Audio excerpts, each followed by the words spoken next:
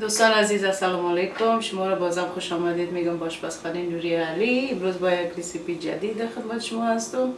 بسیاری از دوستای ما به ما ایمیل کردن و کامنت گذاشتن که باید من طرز تهیه قیماق چای براشون نشون بدم که امروز من در نظر گرفتم که برای شما یک قیماق چای بسیار مزه‌دار جور کنم. برای پخته کردن یا جور کردن قیماق چای به چیزی که ما ضرورت داریم عبارت است. به خاطر رنگ قیماق چای ما ضرورت داریم برای یک پیاله چای سبز، یک قاشق تامخوری بیکینگ سودا و چند تکه یخ ضرورت داریم. و به خاطر جور کردن خود قیماق ما تقریبا 2 لیتر شیر چرب 3% گرفتیم. امرا یک 2 قاشق قیماق و یک قاشق آرد است که من مکس میکنم باز در قیماق مندازم. البته به خاطر تزیین قیماق ما از پسته سبز و ایلچای استفاده میکنم. دوستان ما 2 دیگ در سر گاز ماندیم. در دیگ اول ما تقریبا 5 گیلاس آب انداختم و ماندم که جوش آمد. این حال من چای را که به خاطر رنگ قیماق چای از بین از داخل مندازم و میمونم که خوب جوش بخورد تا رنگ چای برگرده. و با دیگ دومی خود امی شیر که ما در نظر گرفتیم بر خود قیماق در بین دیگ دوم مندازم.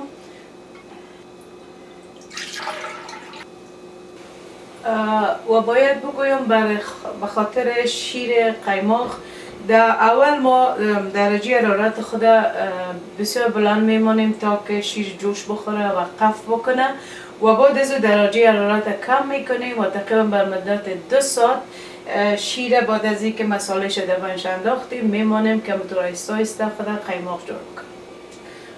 دوستان در ظرفی که خودتان خوش دارین و میفهمین که شیر باید نچسبه در مو دیگ شیرتان جوش بدین و در شروع متواتر شیر شور داده برین و این خوب بادکش کنین یا تا بالا بکنین تا که شیر خوب قف بکنه و بعد از او آهسته آهسته درجه حرارت هم کم میکنیم و دیگه هم باز ملاقه نمیزنیم و شور نمیدیمش. دوستان عزیز من شیر تقریبا مدت 25 دقیقه خوب جوش دادم و متواتر ملاقه زدم یا بادکشش کردم. ببینید که اول کل قفا و بالا آمده. این وقت رسیده که من 1 قاشق آرد همراه 2 قاشق تامخوری قیماق ما اینجا مخلوط کردم یا مکس کردم. اینا لیره در بین از شیر خود مندازم.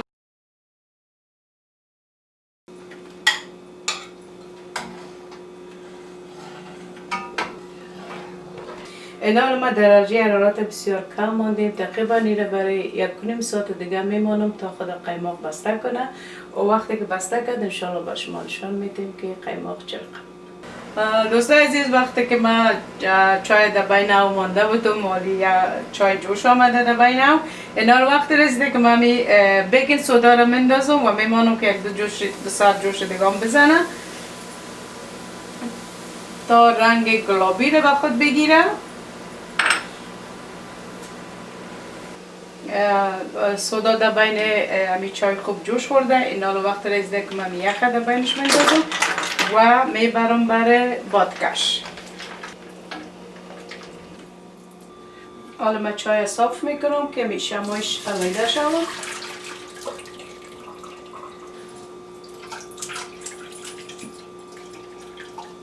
وقتی که چای صاف کردم این حال من از یک ملاقه باز یک کاسه و کاسه دیگه مثل از اینکه بادکشش کنم.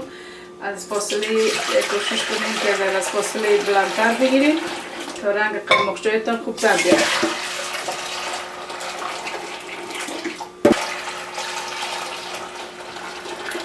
دوستان ببینید در باره که من ایره بادکش میکنم رنگ خود تغییر داده میرم و هرقدر ایره از فاصله بلند و چندین بار اگر ایره بادکش کنید رنگ قیماق چایتان به مو اندازه خوش رنگ و مقبول میاد.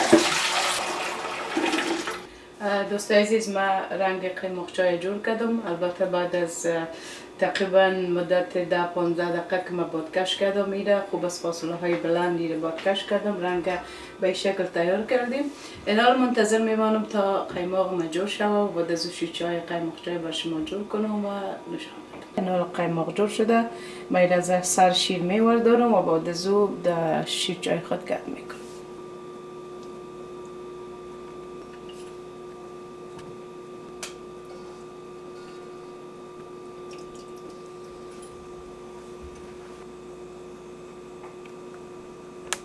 دوستای عزیز، من اینجا تقریبا 3 یا 4 گلاس شیر ماندیم که جوش خورده.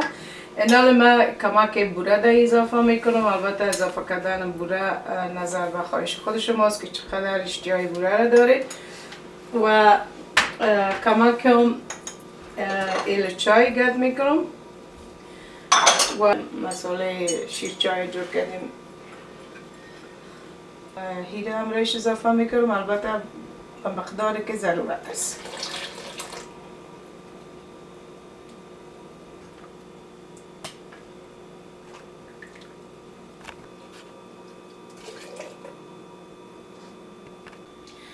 دوستای عزیز، قیماق چای تیار شد و ما شیر چای در بین چاینک انداختیم. اینا رو در گلاس ها مندازم و یا از قیماق هم در سرش مندازم.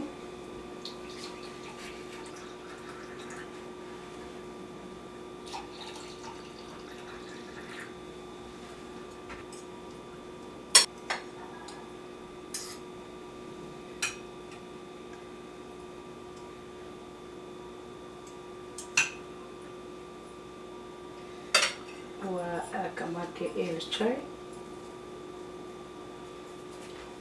و یک کمکم پسته.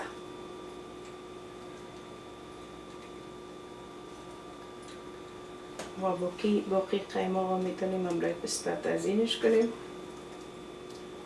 امرای کمک ایل و این رو میتونیم روزای بعدی نوشجان کنیم. دوستای عزیزی، بود قیماق چای که من امروز برای شما تیار کردم. امیدوار هستم که از ویدیوی ما خوشتان بیاید و از این رسیپی من استفاده کنین. قیماق چای رو تیار کنین و امرای فامیلای عزیزتان نوشجان کنین. البته این قیماق چای باید امرای یک توتا کیک یا کلچه شور نوشجان کنین.